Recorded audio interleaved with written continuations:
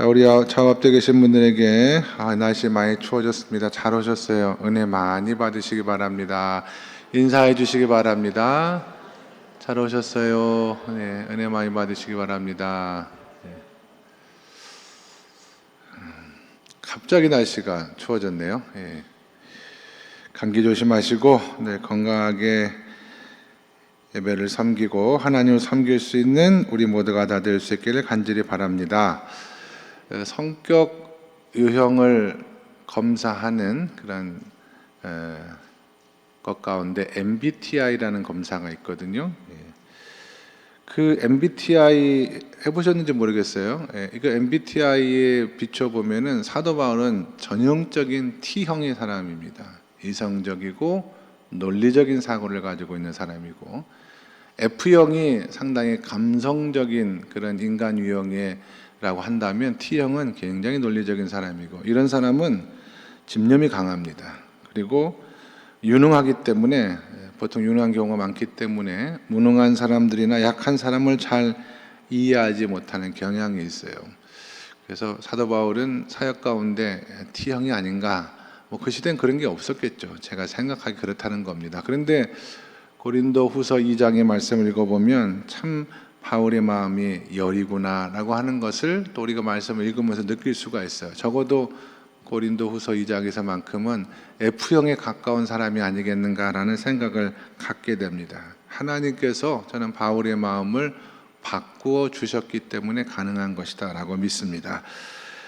고린도 교회에 지금 문제가 되고 있는 건, 우리가 2장의 말씀의 내용에서 가장 문제가 되고 있는 것은 두 가지였어요. 하나는 지난번에 말씀드린 것처럼 내가 고린도로 가겠다라고 말씀했음에도 불구하고 그 행선지를 변경함으로 말미암아 고린도 교인들에게 오해를 받았던 그런 내용이 하나 있었고요. 또 하나는 바울이 고린도전서에서 고린도 교회 안에 있는 어떤 사람을 강하게 징계하라고 편지를 썼습니다. 그 징계에 관한 반응 혹은 그 징계에 대한 이야기가 이제 교회 안에 크고 작은 문제로 이어졌던 것으로 보입니다.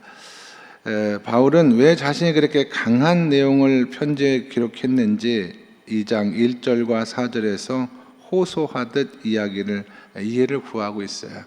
나의 유익을 위해서 그렇게 한 것이 아니라 고린도 교회를 진심으로 사랑하고 너희들을 사랑하기 때문에 내가 그렇게 했다라는 이야기를 합니다. 바울의 사랑은 어떤 의미에서 보면 아버지의 사랑에 가까워요.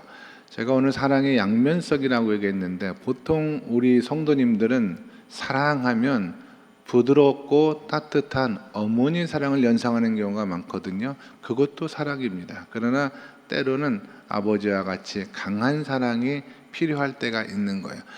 바울은 교회를 개척하고 교회를 세워가는 입장에서 때로는 강한 사랑으로 교인들을 가르치고 교회를 이끌어갔던 것으로 보입니다. 그러다 보니까 이런저런 문제가 생기지 않을 수가 없었던 것인데, 그 부분에 대한 말씀을 오늘 하고 있는 것입니다.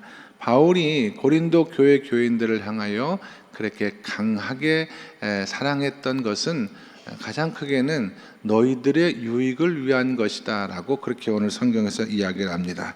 강한 사랑을 실천하기 위해서는 무엇보다 자기의 유익을 먼저 구하는 것이 아니라 상대방의 유익을 먼저 구할 때 강인한 사랑이 가능하게 된다라고 하는 거예요. 예를 들면 바울이 일정에 대한 변경을 이야기했을 때 그것이 자칫 고린도 교회 교인들 가운데 시험거리가 될 줄 모르고 한 게 아니에요. 그럴 수도 있다는 것을 알았어요. 그러나 그것이 오히려 고린도 교인들에게 유익이 된다라는 생각이 들었기 때문에 그렇게 한 것입니다.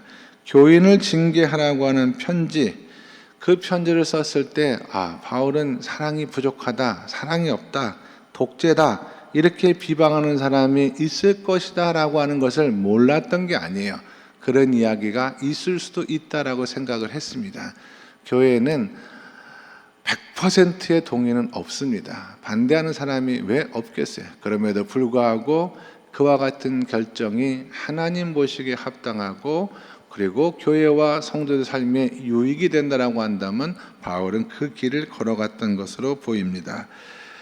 고린도전서 13장을 우리가 잠깐 보았죠. 하나하나 자세히 살펴보지 못했지만 여러분이 고린도전서 13장에서 사랑을 바울이 이야기할 때 이렇게 표현한 것도 기억하실 거예요. 사랑은 자기의 유익을 구하지 않는 것이 바로 사랑이다. 사랑은 상대방의 유익을 구하는 것이다 라고 하는 것을 우리가 말씀을 통해서 배우지 않았습니까? 진정한 사랑은 자신의 유익을 구하는 것이 아닙니다. 우리는 자신 스스로가 의식하지 못하는 어떤 버릇이나 행동으로 인하여 주위에 있는 사람들에게 상처를 주고 그 사람들의 신앙을 실족하게 하는 사람이 혹 있을 때에 그 사람의 행동을 바로 잡아주기보다는 모르는 척 지나치는 경우가 훨씬 더 많습니다. 잘못된 언행을 반복하여 이웃뿐만 아니라 자기 자신을 해치는 그런 잘못을 반복적으로 행함에도 불구하고 괜히 그 사람과의 관계에 끼어들었다가 내 삶이 복잡해지는 것이 싫고 관계가 또 멀어지거나 불이익이 돌아올까 두려워한 마음 때문에 그냥 가만두는 경우를 일컬어서 그와 같은 사랑은 상대방의 유익을 구하는 사랑이 아니고 자신의 유익을 구하는 사랑이다라고 말할 수가 있다라고 하는 것입니다. 보세요. 어떤 사람이 말이 날카로워서 주위 사람들을 마음을 많이 다치게 합니다. 그러고 보니까 친구도 없고 한 직장에서 오래 머물러 있지도 못해요. 그런데 이런 사람을 피하려고만 하지 바로 잡아주려는 사람이 많지는 않습니다. 그 결과로 그분은 자신의 행동에 잘못된 것을 깨닫지 못하고 반복된 실수와 잘못으로 말미암아 외로운 인생, 실패하는 인생을 살다가 삶을 마감할 수도 있는 거예요. 그때 다가설 줄 아는 사랑도 교회에는 필요하다라고 하는 것입니다. 자신에게 돌아올 점으로는 부정적인 반응을 감수하고 문제를 지적해주고 바로잡도록 고쳐주는 것이 성경에 말하는 진정한 사랑 가운데 하나다라고 하는 것입니다. 물론 매번 그런 경우가 있는 것은 아니에요. 그러나 때때로 교회 공동체 안에서는 진정한 사랑을 베풀 필요가 있을 때가 있습니다. 자신이 상처를 받고 상대방의 미움을 받을 수도 있고 주변 사람들이 왜 쓸데없는 짓을 하느냐고 핀잔을 받을 수도 있습니다마는 상대방을 불쌍히 여기고 바로 잡아주려고 노력하는 것도 성경이 말하는 사랑이. 그런 면에서 바울은 분명했습니다. 하나님께서 주신 자신의 지위와 또 역할을 따라서 진정한 사랑을 교회 안에서 이룰 수 있도록 바울은 그래서 오해도 많이 받고 여러 가지 크고 작은 그 구설수에도 들어간 경우도 있었지만 그러나 바울은 항상 원칙과 같이 나는 상대방의 유익을 구하고 교회의 유익을 위해서 그와 같이 했다라고 말을 했다라고 하는 것입니다. 우리 교회가 때때로 하나님 앞에 기도할 때 부드러운 사랑만이 전부가 아니라 하나님께서 원하시는 강한 사랑이 필요할 때는 그 강한 사랑을 행동할 수 있는 그런 교회가 될 수 있기를 기도하는 부분이 좀 필요하다고 생각을 해요. 왜냐하면 징계 문제에 있어서는 특별히 그렇거든요. 오늘 바울이 진정으로 한 영혼을 사랑한다라고 한다면 마땅히 그 영혼을 위해 교회는 징계해야 될 때도 징계해야 될 수도 있다라는 그 얘기를 했거든요. 바울은 고린도 교회 교인들을 너무나 사랑했기 때문에 자신이 사랑 없는 사도라는 말을 들을 것을 예상하면서도 어떤 잘못을 반복적으로 행하는, 그래서 교회 공동체 전체에 유익을 끼치지 못하는 사람에 대한 강한 징계를 요구했습니다. 그 사람이 바울에게 개인적으로 잘못한 것은 아니에요. 그러나 공동체 전체가 해를 받기 때문에 분명히 징계해야 된다라고 오늘 5절에서 말하거든요. 5절의 말씀 한번 읽어보도록 하겠습니다. 5절 다 같이 시작. 근심하게 한 자가 있었을지라도 나를 근심하게 한 것이 아니요 어느 정도 너희 모두를 근심하게 한 것이니 어느 정도라 함은 내가 너무 지나치게 말하지 아니하려 함이라. 아멘. 이 사람이 누굴까? 공동체 전체를 근심하게 하는 사람. 그래서 징계의 대상이 됐던 사람이 누굴까? 성경학자들은 고린도 전서에 어떤 사람을 많이 얘기했거든요. 그 사람이 아버지의 부인이었던 자를 데리고 살고 있었던 사람이었습니다. 친어머니는 아니지만 그건 교회 공동체에 현격한 해를 끼치기 때문에 그 사람을 징계하여 그 행실을 바로 고치게 하라라고 요청한 적이 있었습니다. 그래서 아마 그 사람에 대한 징계를 이야기하는 것이 아닌가 생각을 하고요. 또 어떤 사람들은 사도 바울에게 도전했던, 바울의 권위에 도전했던 유대주의자들이 아니겠느냐라고 이야기하는 사람도 있습니다. 저는 그게 더 맞는 것 같아요.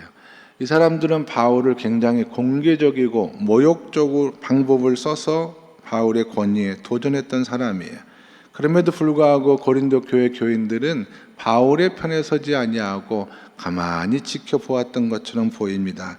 물론 이런 도전이 개인적인 것이라면 바울이 용서하고 넘어갔을 것인데, 그러나 바울의 사도로서의 권위와 가르침에 대하여 도전하고 있었기 때문에 강하게 바울이 대응을 했던 거예요. 교회에 징계를 요청했던 것입니다. 가만히 두면 교회 전체가 잘못된 신앙에 빠질 가능성이 매우 크기 때문에 바울이 그렇게 했던 것은 성경의 말씀에 근거해요. 잠언서의 말씀에 보시면 부모된 자는 마땅히 자녀를 징계해야 된다라고 이야기를 합니다. 사랑하면 징계하라는 거예요. 대표적으로 잠언서 13장 24절의 말씀에 보시면 매를 아끼는 자는 그의 자식을 미워함이라 자식을 사랑하는 자는 근실히 징계하여야 된다라고 분명히 말하고 있습니다. 자식을 징계하지 않는 부모는 자식을 사랑하는 부모가 아니라 자식의 미래를 망치는 부모다라고 하는 것이 이 사람들 생각에 가장 기본에 깔려 있습니다. 물론 이 구절의 말씀, 매를 아끼지 말라고 하는 이 말씀이 반드시 매를 들어야 된다는 것을 얘기하는 것은 아니에요. 아이가 말귀를 잘 알아듣지 못한 어린 시절에는 가벼운 체벌이 효과적일 수는 있지만 반항기들은 청소년 자녀들에게 체벌하는 것은 오히려 역효과를 가져올 가능성이 많기 때문에 매를 들어서까지 자식을 징계해야 된다라고 하는 것은 자식을 꼭 매를 때려야 된다라는 의미보다는 그만큼 강하게 부모는 책임을 가지고 자녀들의 잘잘못을 가르쳐야 된다라는 의미로 기록된 말씀이라고 봅니다. 징계를 당하는 자녀들은 자신이 무엇을 잘못했고 무엇을 잘한 것인가에 대해서 배웁니다. 넘어서는 안 되는 경계선이 있다는 것도 배웁니다. 그리고 그 경계선을 넘어서면 부정적인 결과가 온다는 것도 징계를 통해서 배우는 거예요. 이런 징계를 경험하지 못하고 자란 자녀들은 장성한 후에도 자기가 해야 될 것과 하지 말아야 될 것에 대한 분명한 경계가 없기 때문에 세상에서 만나는 사람들과의 관계 속에서 자신을 그치고 다른 사람들을 그르치는 잘못된 길로 나아갈 가능성이 매우 높습니다. 그래서 징계의 목적은 행동의 한계를 분명히 가르쳐주고 자신의 행동에 책임을 질 수 있도록 이끌어 주는 것을 말합니다. 자녀를 징계할 때 왜 징계해야 되는지를 정확하게 자녀들이 알 수 있도록 가르치는 것이 좋아요. 그래서 자녀들과 함께 의논하며 정하는 것이 좋습니다. 규칙을 지키고 그 규칙을 어겼을 때는 그 약속된 징벌을 받을 수 있는, 부모의 기분에 따라 벌을 내리기도 하고 내리지도 않고 하는 것은 효과가 없습니다.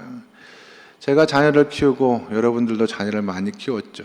요새 젊은 사람들 자녀를 키우는 것을 가만히 옆에서 지켜보면 자녀를 징계하지 않는 부모들이 많아요. 그들을 사랑해서 징계하지 않는 경우도 있지만 때로는 귀찮기 때문에 징계하지 않는 경우도 많이 봅니다. 자녀를 신앙으로 키우는 것에서는 많은 에너지가 소비되거든요. 여러분도 아시겠지만 신앙과 믿음의 길로 자녀를 키운다는 것은 결코 간단한 문제가 아닙니다. 남들보다 10배, 20배 이상의 에너지가 소비가 되는데 그걸 귀찮아하고 그걸 포기하면 자녀는 신앙 안에서 벗어나기 시작합니다. 자녀들이 하고 싶은 대로 내버려 두면 그 내버려 둔 자녀가 저절로 교회로 돌아오는 경우는 거의 없다고 보면 맞습니다. 사실 한 인생을 책임진다는 것은 엄청난 책임이죠.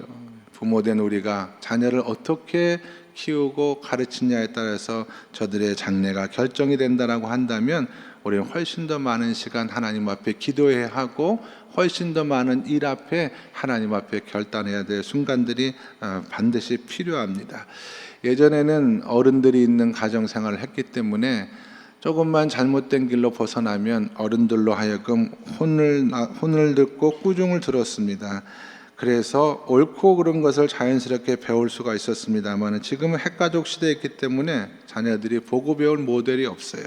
그래서 부모들이 가르쳐야 됩니다. 시간과 노력을 투자해서 부모로서의 책임을 감당하는 것과 꼭 마찬가지로 교회 영적 지도자들은 교인들의 영적 상태를 살피고 신앙과 믿음의 곁길로 나아가지 않도록 인도할 뿐만 아니라 교회 공동체에 해를 끼치는 잘못된 행동을 반복적으로 했을 때는 강한 기도와 사랑으로 바른 길로 인도할 수 있도록 그렇게 노력을 해야 됩니다.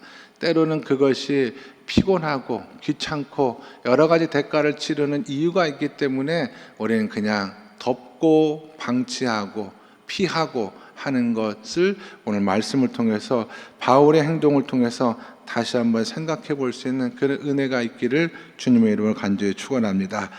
그 다음에 바울은 그 사람의 문제에 대해서 회개하고 돌아오면 용서하고 반드시 교회가 위로를 해 주어야 된다라고 이야기를 하고 있습니다.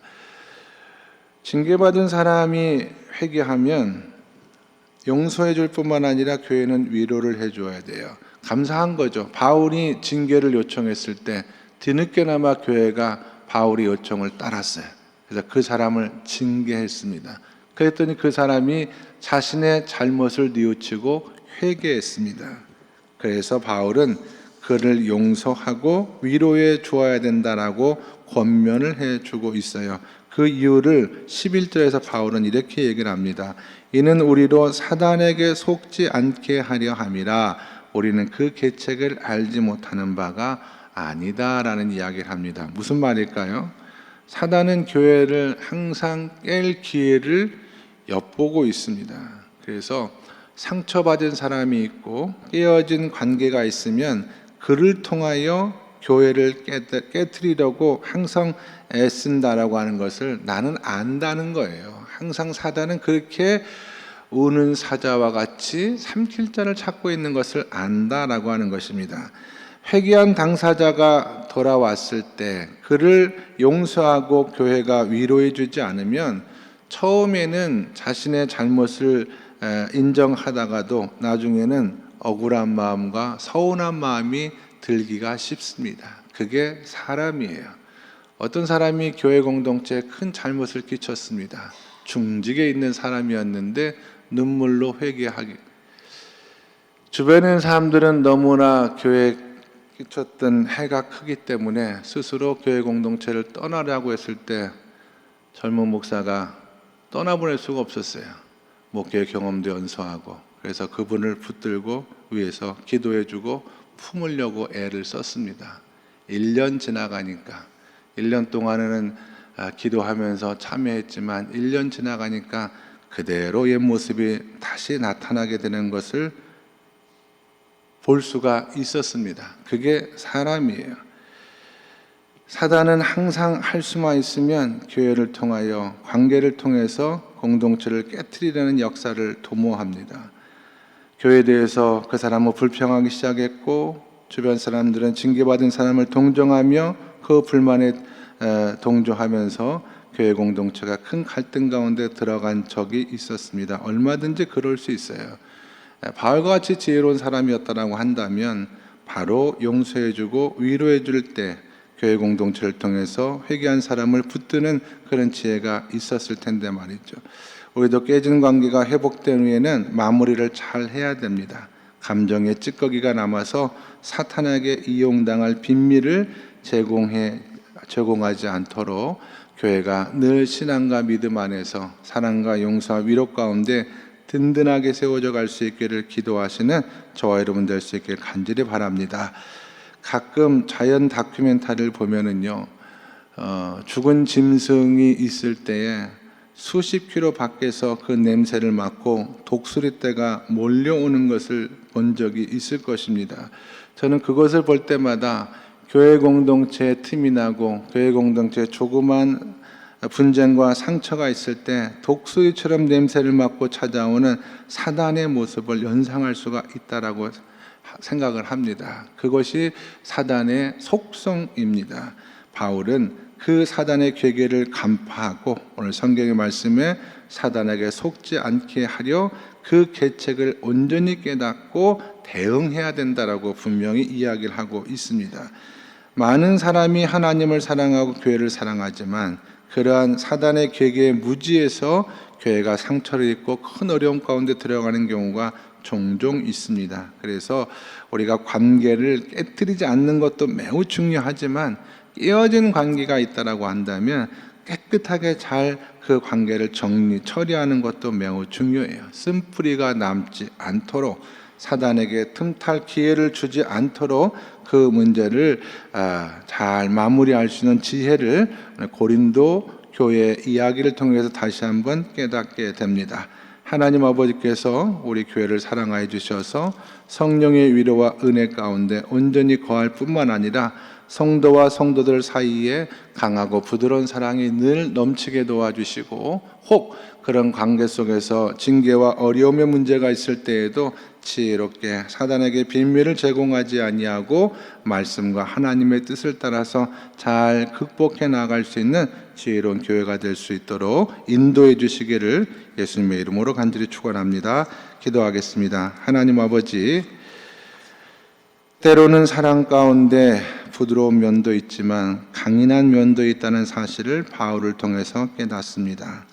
바울은 교회를 사랑했던 사람이고 자신의 유익을 구하지 않는 사람이었고 그래서 때때로 징계에도 과감하였고 징계 후에 그 문제를 처리하는 문제에 있어서도 하나님의 사람의 태도를 분명하게 보여주신 것을 말씀을 통해 깨닫게 도와주시오니 감사합니다.